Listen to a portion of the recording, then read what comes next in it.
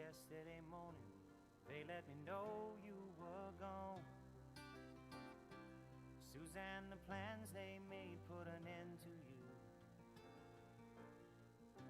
I walked out this morning and I wrote down this song.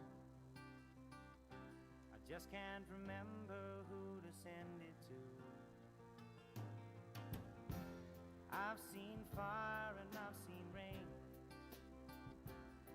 I've seen sunny days that I thought would never end.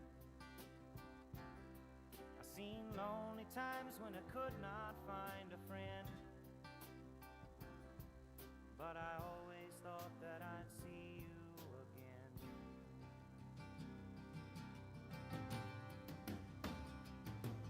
Won't you look down upon me, Jesus? You gotta help me make a stand. You just got to see me through another day. My body's aching and my time is at hand. I won't make it any other way. Whoa, I've seen fire and I've seen rain. I've seen sunny days that I thought would never end. I've seen lonely times when I could not find a friend. But I always thought that I'd see you again.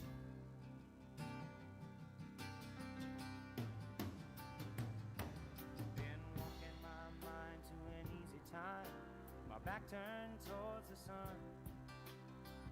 Lord knows when the cold wind blows, it'll turn your head around. Well, there's hours of time on the telephone line to talk about things to come. Sweet dreams and flying machines in pieces on the ground. Whoa, I've seen fire and I've seen rain. I've seen sunny days that I thought would never end. I've seen lonely times.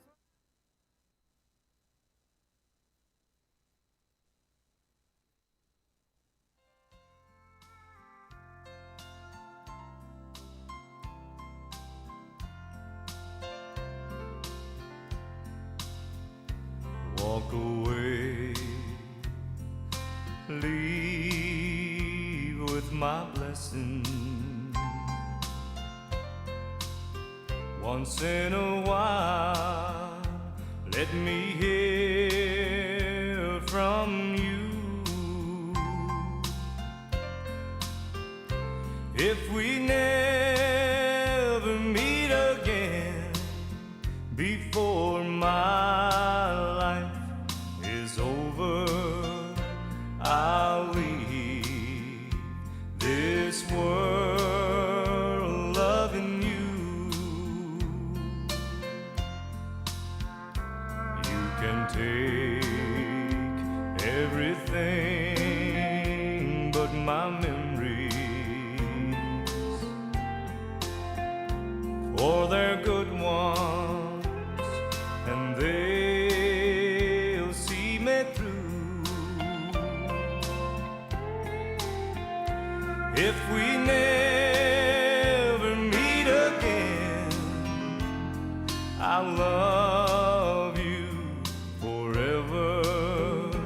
I'll leave this world loving you.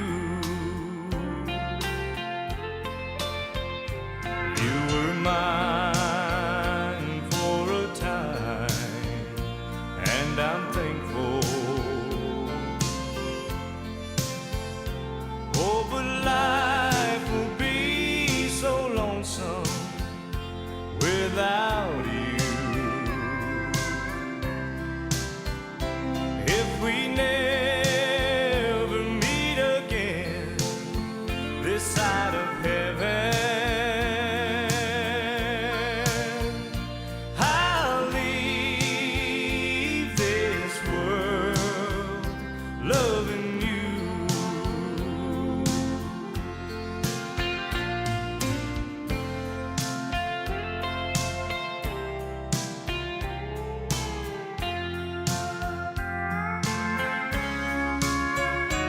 if we never meet again this side of heaven,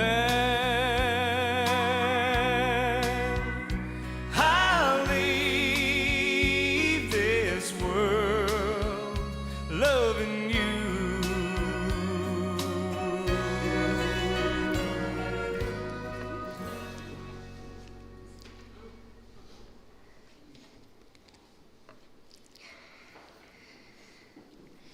In her quiet lounge room, soft with light, the walls are lined with love, not frames.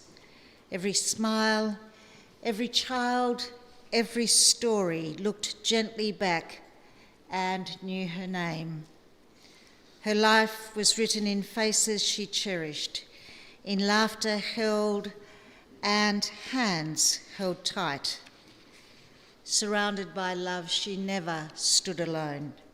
Her family was her world, and her world was full of light.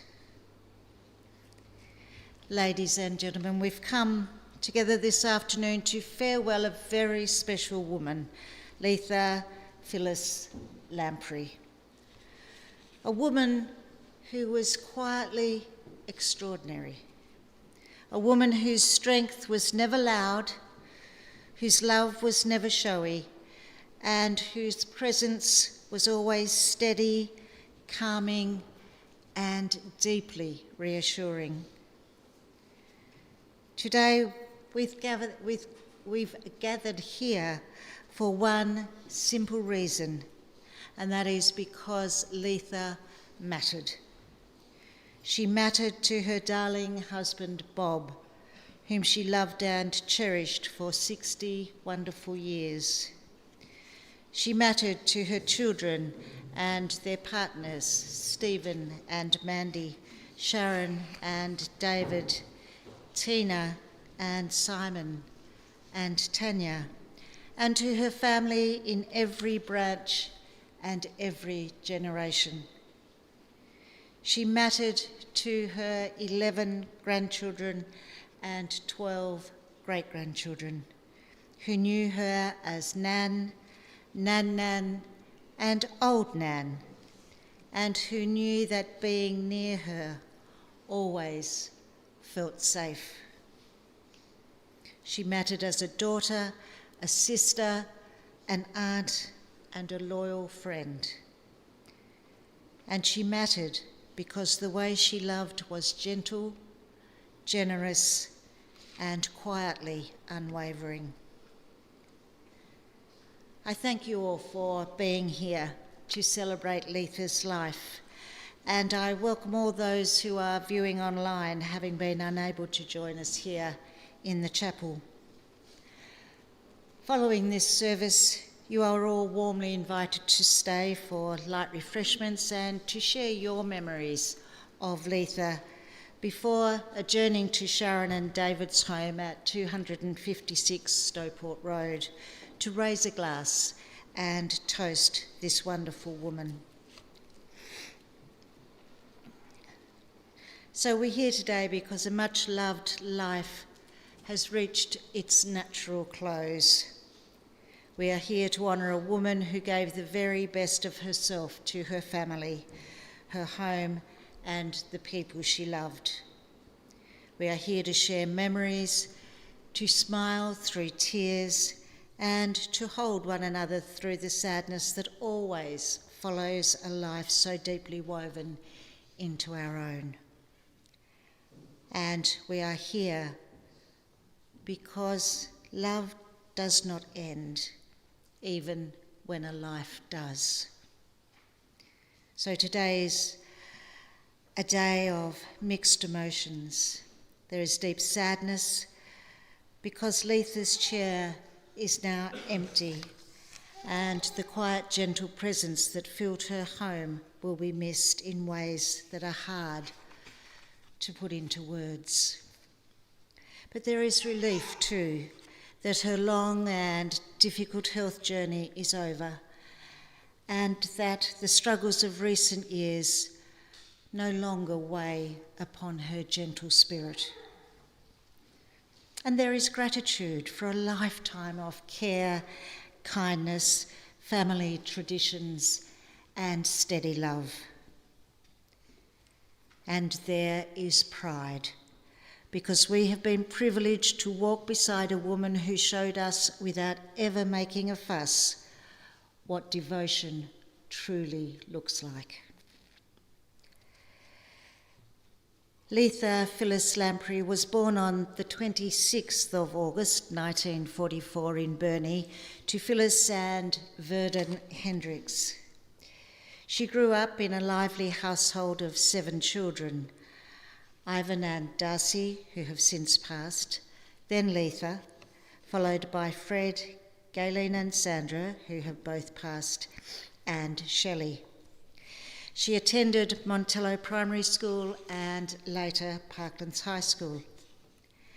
As a young woman, she began working at the APPM, as many women of her time did, and it was there that something quietly wonderful happened. She met Bob. Leatha was just 19 when their story began. Their very first date was a drive-in movie, a double date with her dear friend Jill Wells and Jill's future husband, John. From that simple beginning grew a lifetime. On the 17th of April 1965, Bob and Leatha were married at St George's Anglican Church in Burnie, beginning 60 years of devotion, companionship, and deep, enduring love. Together, they raised 4 children, Stephen, Sharon, Tina, and Tanya, and over the years were blessed with 11 grandchildren and 12 great-grandchildren.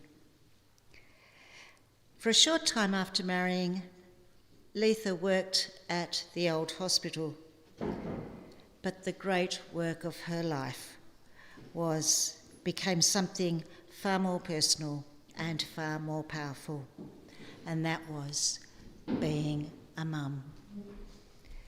And then she became a nan, and she was truly exceptional at both. Family was always the centre of Leatha's world. She was the peacemaker, the one who never took sides, never fuelled arguments, and never allowed discord to linger.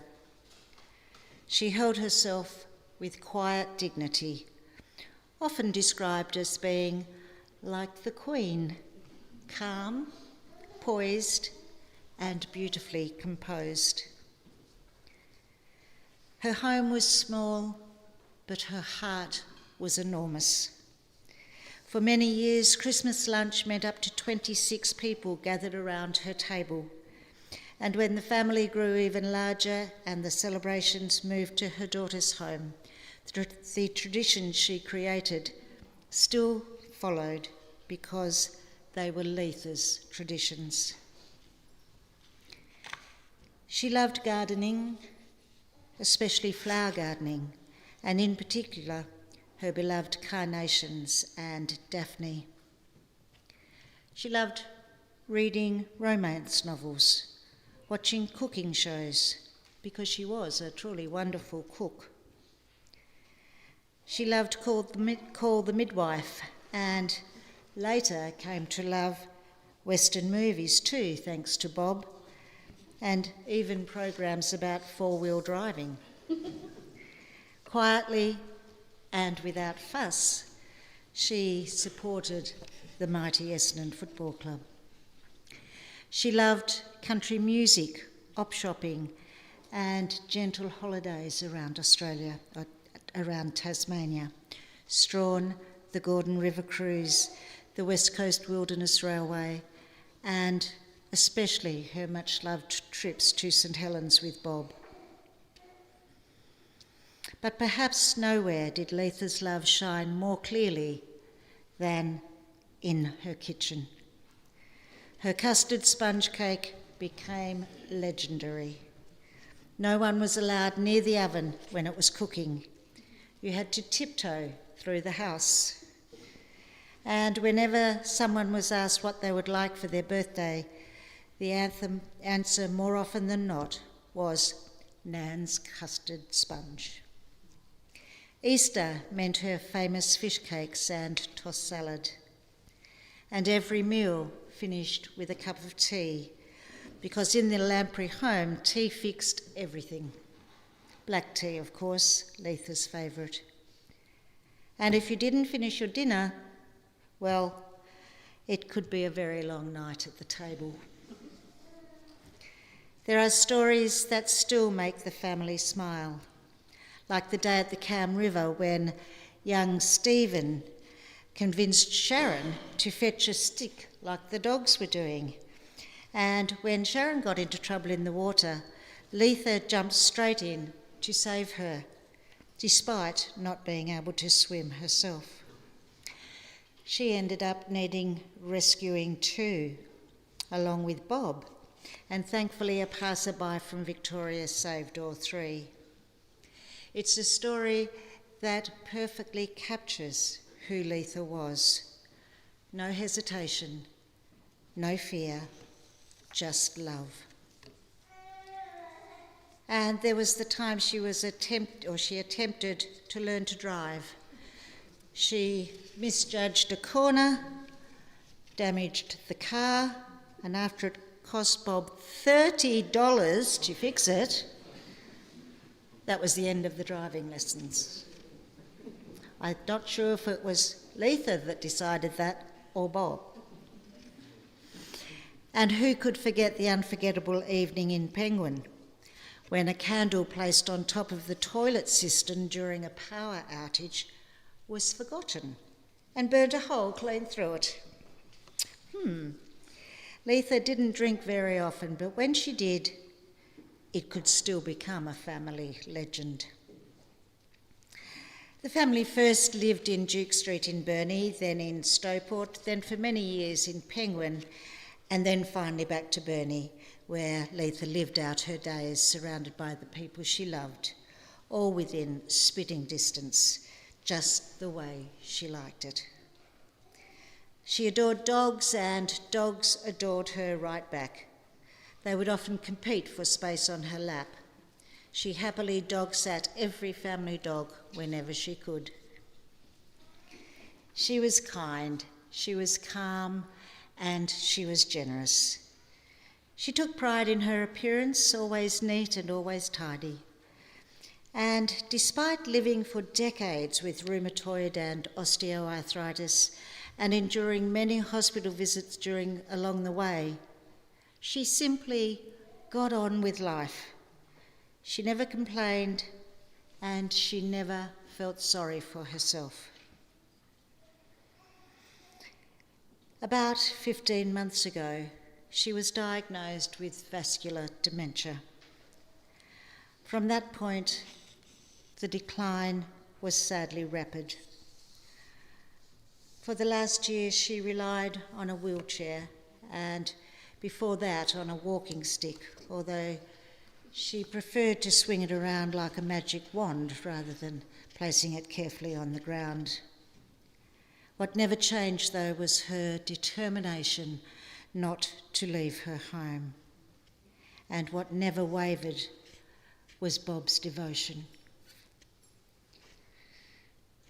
For more than 60 years, and especially through the last 12 to 15 very difficult months, Bob lovingly cared for Leatha, protecting her wish to remain at home and surrounding her with dignity, tenderness, and love. Even when she could no longer walk, Bob and Leatha still enjoyed gentle drives through the countryside. Whenever Bob brought out her shoes or her wheelchair, her eyes would light up. She knew she was going out. She knew life was still waiting for her. Leatha didn't need hobbies. She didn't need grand adventures. As long as she had her family, she had everything. And she was happy. Now she's at rest pain-free and at peace. Leatha, spread your wings and fly, our angel.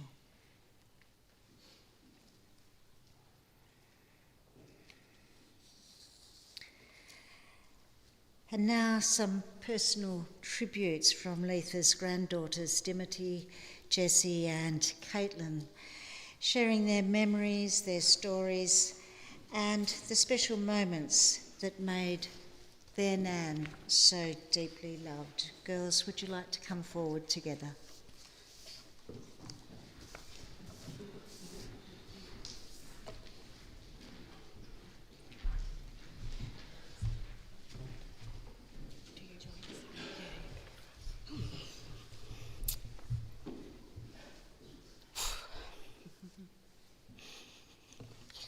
Okay. I'm shaking. Hello everyone, my name is Dimity and I'm my Nan's youngest grandchild. I want to say a heartfelt thank you to everyone here today for showing up, for grieving with us and for celebrating Nan's life. While we feel the weight of her loss, it means so much to gather together to honour, remember and cherish everything she was at her core. Her love, her strength, her warmth and the way she made us all feel deeply cared for. When we think about Nan, each of us holds on to different memories, but they all share the same feeling, love. Today, I'd like to share some of my cherished memories and also speak on behalf of my mum, Tina, my auntie Sharon, and my brother Samuel, as we reflect on just how much she meant to all of us. On behalf of my mum, Tina, I'd like to share a few words. I wasn't an easy child. In fact, I know I caused you more heartache and worry than I ever truly understood at the time. There were moments of bratty behaviour, sharp words I wish I could take back, and even the times Tanya and I thought running away was somehow a good idea. Looking back now, I can only imagine how heavy those moments must have felt for you. But through it all, you never stopped showing up. No matter how difficult we made things, you were always there, steady, patient, and loving us in a way only a mother can.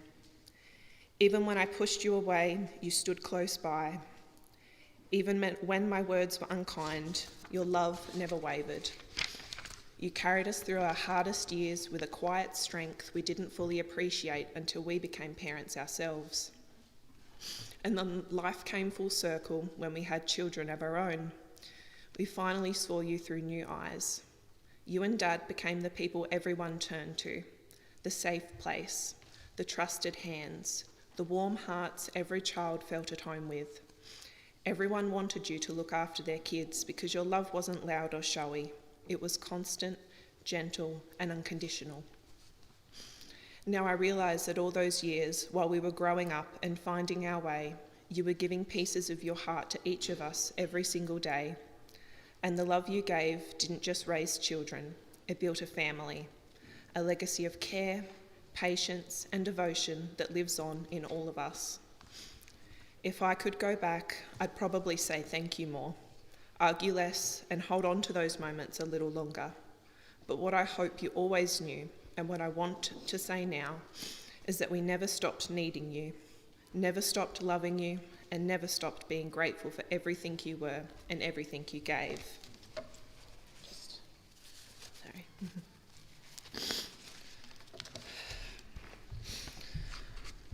On behalf of my brother Samuel, he would like to share this. A fond memory I have is sitting with you and Pop in the living room after school most days of the week. Dim sitting next to me, sitting on a cup of tea or Milo and eating saladas with Vegemite and cheese. Those afternoons felt simple, but they meant everything. We'd sit together watching Huey's kitchen, laughing in disbelief at how much salt Huey managed to put on absolutely everything. Or sometimes we'd just sit side by side quietly, watching whatever movie Pop had proudly downloaded for us. Legally. There wasn't anything fancy about those moments, but they were filled with comfort, laughter, and the feeling of being completely safe and cared for. Looking back now, I realise those ordinary afternoons became one of my most treasured memories because they were spent with you and Pop. On behalf of my Aunt Sharon, she would like to share a poem called Someone is Missing. Someone is missing. Let this be a loving reminder that someone is missing today. Someone our hearts still hold on to as we travel along life's way. Someone who made life special for all who gather here. Someone who won't be forgotten but cherished from year to year. And now as we all pause to remember, let us all fondly recall how dearly each of us loved them, and oh how they loved us all. Lastly, I'd like to share a few fond memories I have with Nan. Leatha Phyllis Lamprey, mum to 4 children, Nan to 11 grandchildren, 12 great-grandchildren, and devoted wife to 1 for 60 plus years. But to me, she was simply my Nan. Being the youngest grandchild meant I got a version of Nan that was a little softer, a little slower, and somehow even more full of love. I had the privilege of growing up with her always there, steady, familiar, and constant. Nan wasn't just part of my life, she was part of the rhythm of it.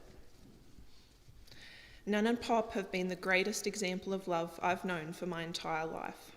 Their relationship wasn't loud or showy, it was real. It was built in the everyday moments, shared cups of tea, quiet understanding, laughter across the kitchen bench, and a lifetime of choosing each other. Watching them together taught me what commitment looks like, what partnership really means, and what love becomes when it's nurtured over time. Christmas at Nan and Pop's house wasn't just a day, it was a feeling. The living room would transform into Christmas magic with massive fold-out tables stretching from wall to wall, covered in all of Nan's delicious cooking we grew up on, all the cousins squeezed in shoulder to shoulder, aunties and uncles talking over one another, and Pop at the head of it all, and Nan quietly making sure every single person had a full plate, and most importantly, a piece of her famous trifle and sponge cake. You didn't get to leave without trying it. And behind it all was that photo wall, the one I swear we've all looked at 1,000 times, every stage of life captured there. Babies becoming parents, cousins growing taller each year, weddings, school photos, milestones frozen in time. You could sit at that table, fork in hand, and see generations watching over you. Memories by Nan and Pop's pride and joy, their family. Another very fond memory of Nan I'd like to share goes like this. As young kids in school, my brother and I were technically supposed to walk home from Parklands High School every day. That was the rule, a very reasonable, character-building kind of rule. 4 kilometres of entire downhill strolling, and for about, I'd say, 3 weeks, we followed it. But then we discovered something incredible, a loophole, a far better option. All we had to do was call Nan and Pop. Now, we didn't just call and say, we don't like walking. We had a far better option.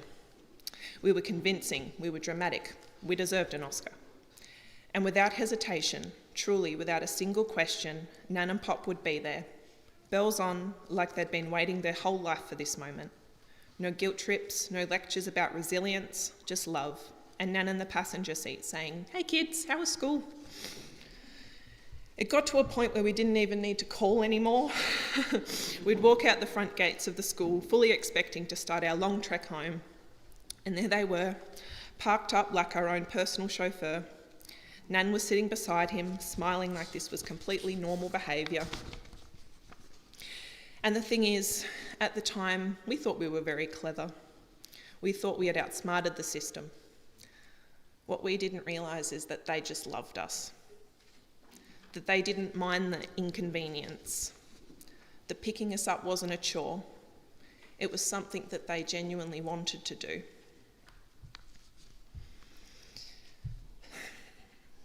As kids, you don't understand how big that kind of love is. You just think, great, no walking. But looking back now, I realise how lucky we were. Not because we avoided the walk home, but because we had two people who would show up every single time, no questions asked, even when we absolutely could have walked. And even when the school pickups inevitably came to an end, we still cherished those quick 5-minute visits, your weekly outings in the car with Pop, driving to Wynyard and stopping by our house just to check in and say hello. One final special memory I have is visiting Nan and Pop during my time studying at university.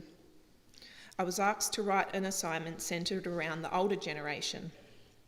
Out of everyone I could have chosen, I chose them. I remember sitting with Nan and asking her what her favourite thing about getting older was. She didn't hesitate, she didn't talk about milestones or achievements. She simply said, seeing all the grandkids and great-grandchildren grow up. That was her answer, not herself, but us. It was such a quiet, powerful testimony to who she was at her core. Her greatest joy wasn't in what she had done, but in who she loved. And that to me says everything about Nan. Nan leaves behind a family who loved her dearly and who are better for being loved by her. Her legacy lives on in the traditions she created, the values she passed down, and the countless memories we will continue to share. Most of all, it lives on in the love between Nan and Pop, a love that has shaped our family and shown us what truly matters. Nan, when I look back over my life, you were there in every chapter, sitting in the audience at my school plays, clapping as I graduated from primary school and high school, turning up to assemblies, cheering me on through college, university, and getting my degrees. You were there when I began my nursing career, proud as ever. You were there when I met my husband, and in between... Nearly made it. And in between all those big milestones were the quiet moments, the cups of tea, the long... Hang on.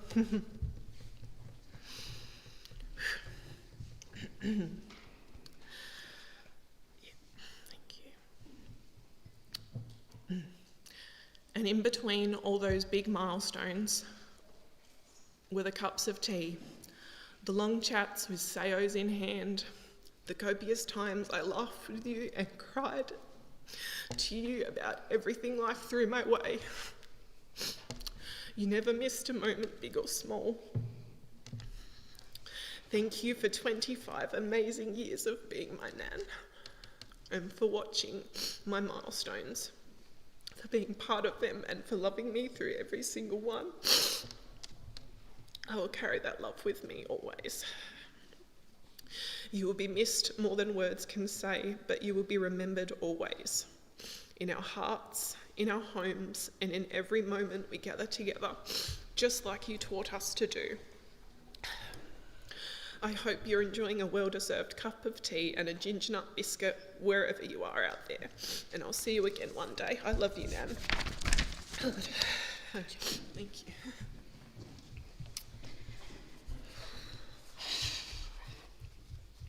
I'll never truly know how to put into words just how special you were, not only to me, but to every single one of us.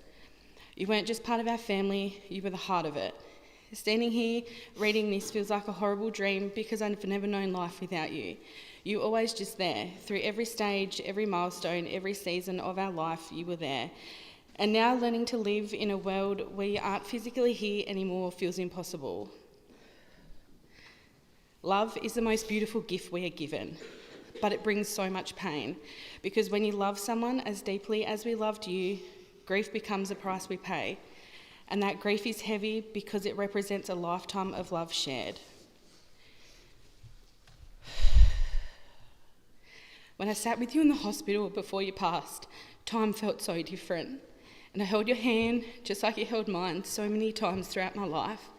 And as I sat there for hours, my whole childhood flashed before me.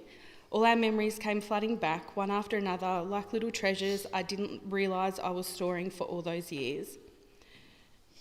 The last time I held your hand, Jess and I sang to you. I know you could hear me because when you liked the songs we picked, you made a sound. And I knew you were listening. I could just feel it. Even without words, even without your eyes open, you were listening. Christmas lunches at your house, the noise, the laughter, the way it always felt like home. Brushing your hair and putting it into mohawks just to make you laugh. Your sponge cakes, the ones I requested every birthday because no one else has ever tasted the same. Your trifles, that no one will ever be able to replicate. And I still have your bowl that I was meant to return about 6 years ago, but I'm kind of glad I kept it. I remember a couple of years ago I went to visit Nan and she openly, she said to me, "Gee, you've put on some weight." And I laughed because I'd been on a really strict diet and I was losing it, but I never told her that. Tiana was with me. We just looked at each other. "Oh, thanks, Nan." Sleepovers at your house, playing in the backyard while you hung the washing, the simple ordinary days that at the time felt so normal. But now I realise that they were everything. Every Sunday you and Pop would come over for a roast, filling up the lolly jug like you always did, and you just created these traditions without even trying. As children, we never understand how precious those moments were. We think they'll last forever. We don't realise that one day those everyday memories will be the things we cling to the most. And you were the rock of this family. You carried so much love in your heart, the kind that didn't need to be loud to be powerful. You showed up, you listened, and you just cared deeply. You held us together in ways we probably didn't even see at the time. And even as we grow up, even as we stop being little kids running around your backyard, your love never changed, it never lessened. We may have grown older, but to you, we were always your little grandchildren, your pride and your joy. The love between a nan and her grandchildren doesn't fade with age, it only deepens. It becomes quieter maybe, less about sleepovers, more about conversations and long hugs, but it never disappears. I feel so incredibly honoured that I get to carry your name, Leatha, as my middle name, which I do kind of hate, but thanks, Mum. I said, "Why did you give me that middle name?" Mum said, "I got one like that too, so you had to." Phyllis. A piece of you that will stay with me for the rest of my life. It's something I will hold on to with pride, and every time I write it, every time I hear it, I will think of you. It's a reminder that your strength, your love, and your legacy live on in me. We will carry you with us in our Sunday roast, in our Christmas lunches, in every single sponge cake baked, and every trifle made in that bowl I've still got. In the way we care for each other, in the way we show up for family, and in the way we try to be strong and maybe a bit stubborn, just like you were. I'll miss holding your hand, I'll miss your voice, and I'll miss your hugs and your unconditional love. I was so lucky to have you as my nan, and I will love you for the rest of my life. Me? All right then. Thanks. Not for me. Okay. Thanks, sis. That's all right.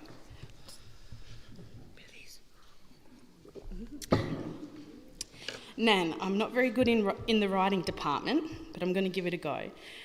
When I think of you, I don't just think of one memory. I think of a whole feeling, a feeling of warmth, patience and love. Nan, you weren't just someone we visited, you were a place we belonged. I think of walking into yours and Pop's house and seeing your smile straight away, always followed by a hug, every single time. No matter what kind of day you were having, there was always a smile and open arms waiting for us. So many of my memories with you are the little things, the ordinary moments that somehow become the most special. I remember the bowl of walnuts sitting on the kitchen table. I used to get excited to crack them open and eat them. And the saladas, always in the big glass with a red lid.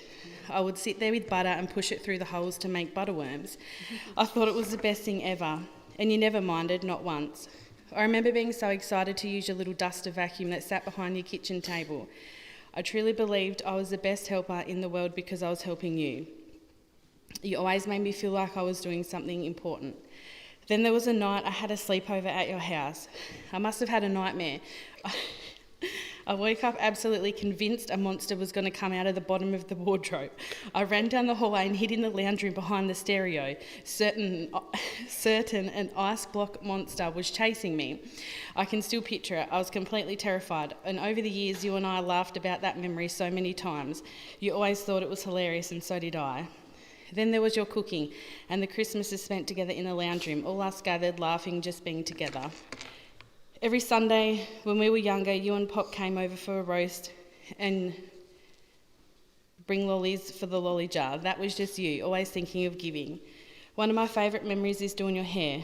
You would sit on the couch and I would sit on the back of the couch behind you with the spray bottle, comb and hair ties.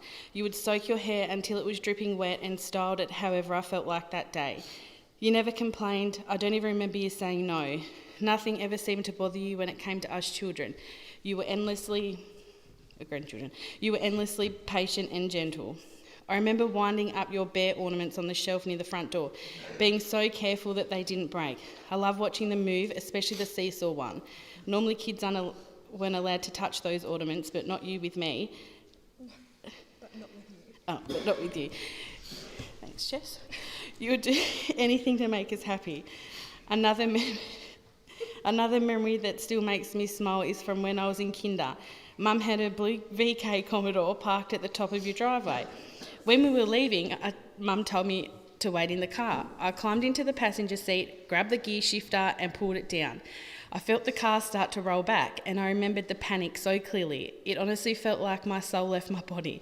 I quickly shoved it back into park just in time, climbed over the back into my car seat and waited. Mum and you came outside and noticed the car wasn't where she'd parked it. I got into big trouble, but not from you. I don't think you had a crabby bone in your body. When it was time to go home, you and Pop would always stand on the front doorstep and watch until you couldn't see us anymore. That image, the two of you standing there waving, is something I'll hold on to forever. Nan, you were steady, you were gentle, you were always there. I will miss everything about you, but I'm so lucky, so incredibly lucky to have had you as my Nan. Thank you for every hug, every memory and every laugh we ever shared. I love you, Nan. Rest peacefully.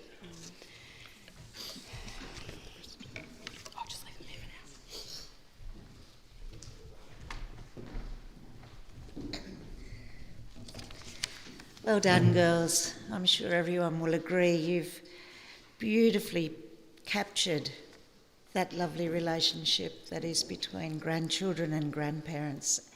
And just nothing can beat that. Those memories you have now will last forever. And I'm sure you'll pass them down to your children. So now we're going to see Leatha's life through photographs. These images capture a lifetime of quiet joy, of family gatherings, holidays, celebrations, and everyday moments that in truth were Leatha's greatest treasures. As you watch, allow your memories to come. Allow the smiles, allow the tears, and remember just how deeply she belonged to all of you.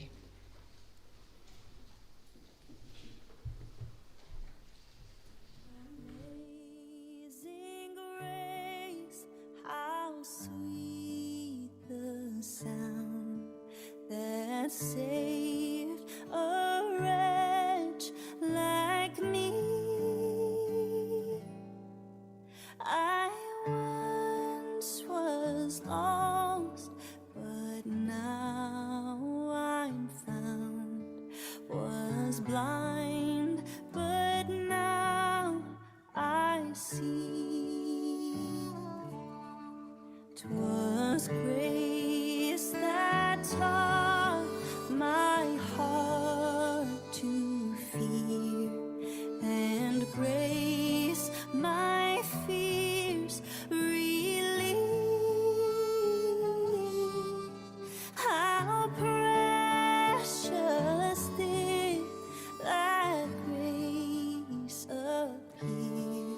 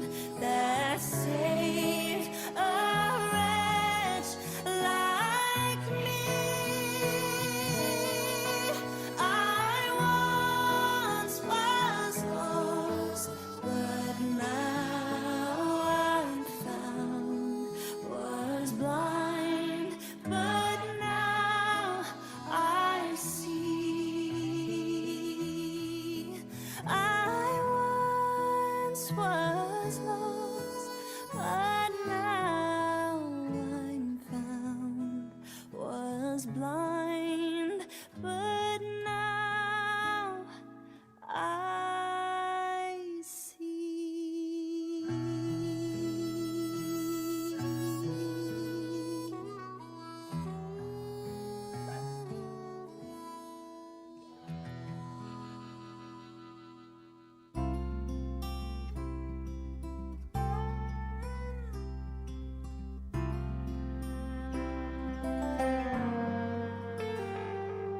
When I get where I'm going, on the far side of the sky,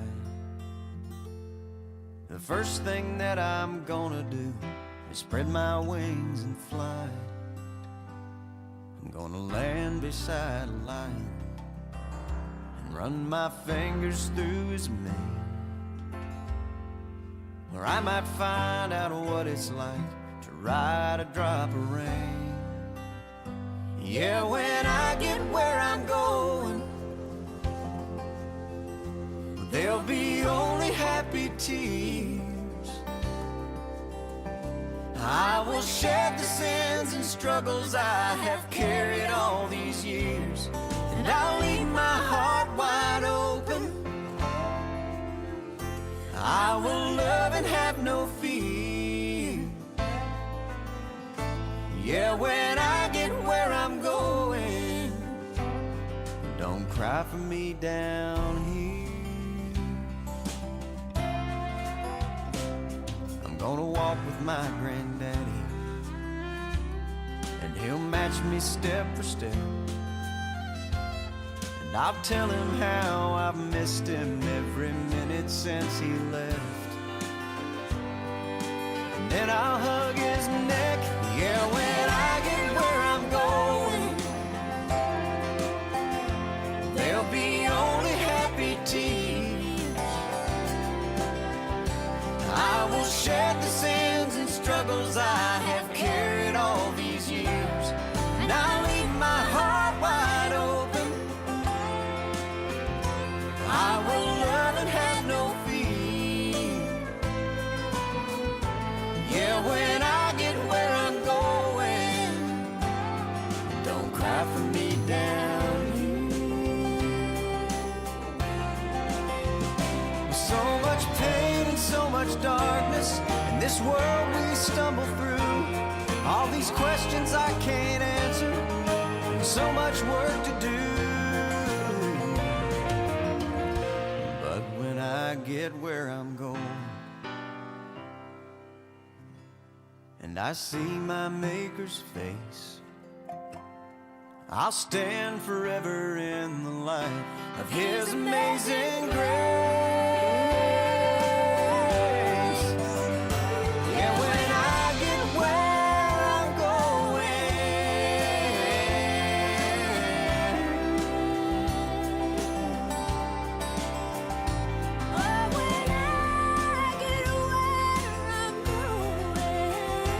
there'll be only happy tears.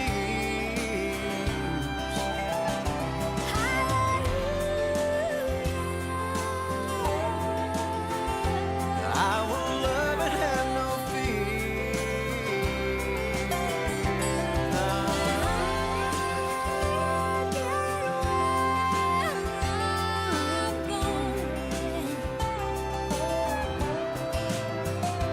Yeah, when I get where I'm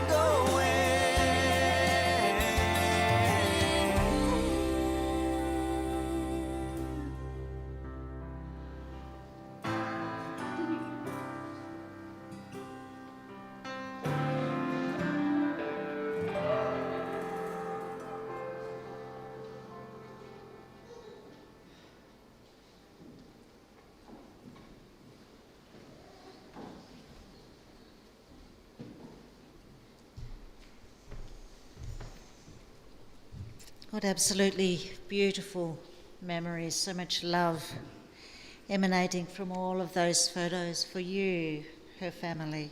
Just beautiful. The family are now going to place petals and say their quiet goodbyes. I invite you all to think of a moment you shared with Leatha, a kindness she offered a smile, maybe a quiet word, or even a cup of tea, or a slice of that incredible custard sponge cake. A time to recall those special memories that I know are going to stay with you always.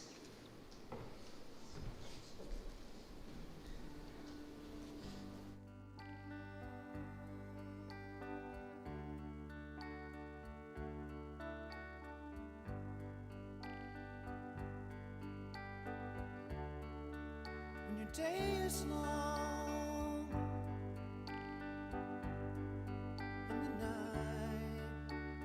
night is yours alone.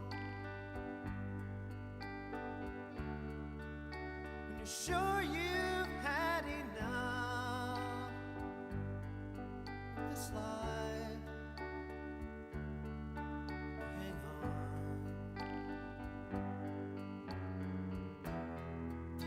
Don't let yourself go,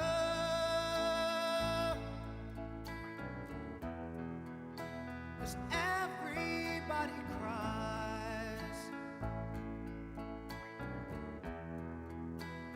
and everybody hurts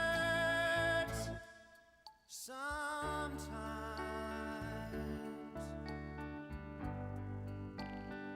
Sometimes everything is wrong.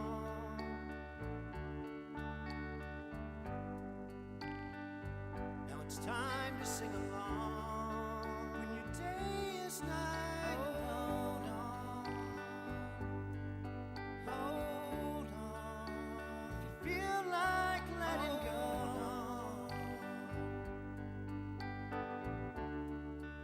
if you think you've had too much of this life, well, hang on.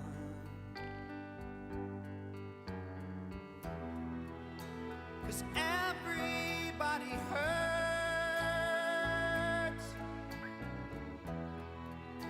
Take comfort in your friends.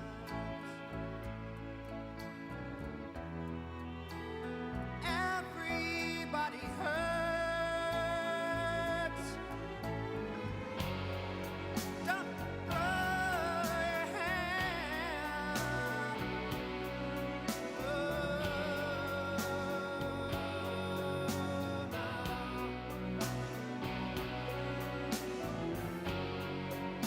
Don't throw your hand.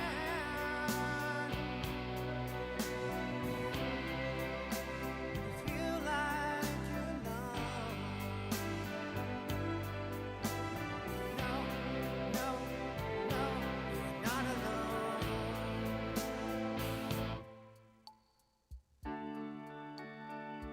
If you're on your own in this life, your days and nights are long. When you think you've had too much of this life, to hang on.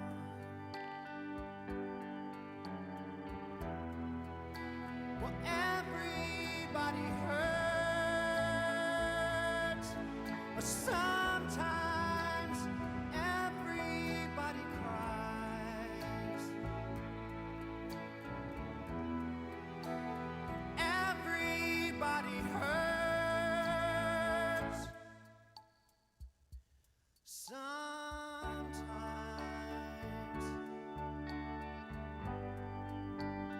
Everybody hurts sometimes.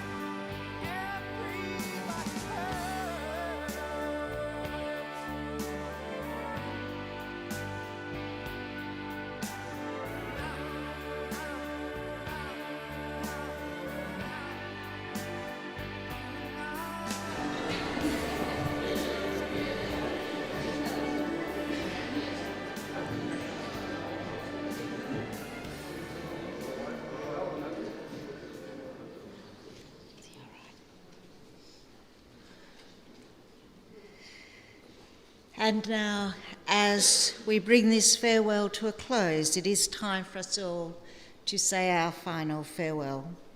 Ladies and gentlemen, would you all please stand?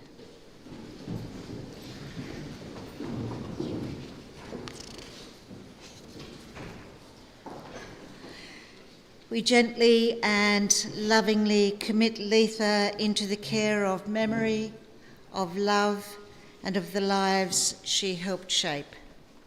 We let her go with gratitude for all she has given, with respect for all she has lived, and with deep love for the woman she was. May Leatha now be at peace. May she be free from pain, from worry, and from struggle. And may all who love her carry forward her quiet strength, her kindness, her steadiness, and her unwavering devotion to family. Leatha's life was not defined by grand gestures. It was defined by gentle presence, by showing up, by loving deeply, by holding a family together, simply by being who she was. And that will always be her legacy. May peace surround you, Leatha. May you rest in light and in love. And may your family, Bob, Stephen, Sharon, Tina, and Tanya, and all who belong to you, be held in strength, comfort, and hope in the days ahead. May laughter soften sorrow. May memories bring warmth. And may love continue to be the strongest voice in every heart. Thank you, ladies and gentlemen.